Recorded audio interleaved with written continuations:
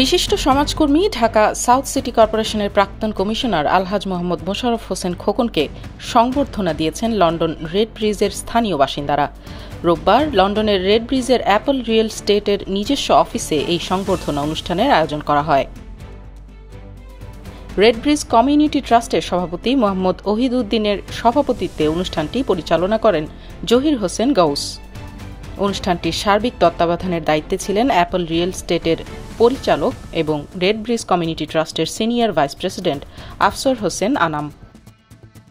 শুরুতেই পবিত্র কোরআন থেকে তেলাওয়াত করেন বদরুল আলম। এরপর রেড ব্রিজের বাসিন্দাদের পক্ষ থেকে প্রধান অতিথিকে ফুল দিয়ে স্বাগত জানানো হয়। এ সময় অনুষ্ঠানে বক্তব্য রাখেন মোহাম্মদ মোশাররফ হোসেন খোকন। বলেন, বাংলাদেশের সাংসদ হিসেবে নির্বাচিত হতে পারলে ব্রিটেন প্রবাসী বাংলাদেশিদের উন্নয়নে কাজ করবেন তিনি। 7টা দিনের মধ্যে 6টা দিন আপনারা কাজ করেন, এই একটা দিন আপনারা রাখেন নিজেদের জন্য, আত্মীয় স্বজন বিয়াসাদের জন্য, অনেকের অনেক কাজ কাম থাকে। তারপরেও যে আপনারা এইভাবে আসছেন এক একজন, এই জন্য আমি আমার আন্তরিক অন্তরস্থল থেকে আমি আপনাদের সবাইকে ধন্যবাদ জানাই। আমার এলাকায় আমি 20 বছর কমিশনার ছিলাম।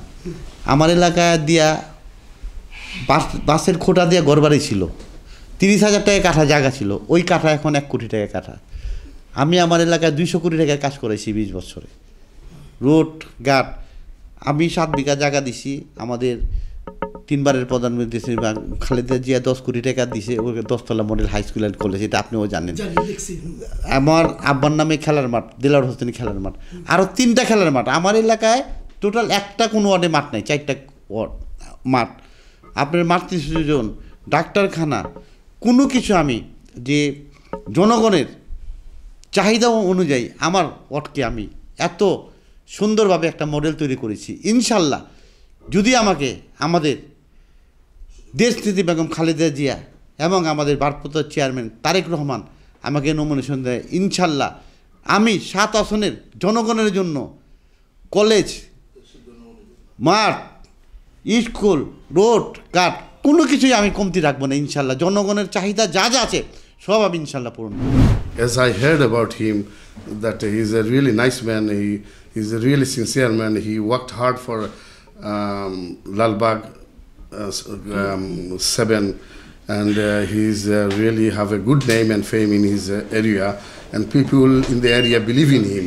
So I wish him all the success. Inshallah, যদি উনাকে পার্টি যদি উনাকে মনোনীত করে, ইনশাআল্লাহ আমি আমার যতটুকু সম্ভব আফসার ভাই সহকারে, ওহিদ ভাই সহকারে, মিসবা জামাল ভাই সহকারে সবাইকে আমি ইনফর্ম করব, যাতে করে খোকন ভাইকে ওইখানে জয়যুক্ত করার জন্য সবার সাহায্য সহযোগিতা যতটুকু যার জায়গা থেকে করার জন্য সবাইকে আমি অনুরোধ করব।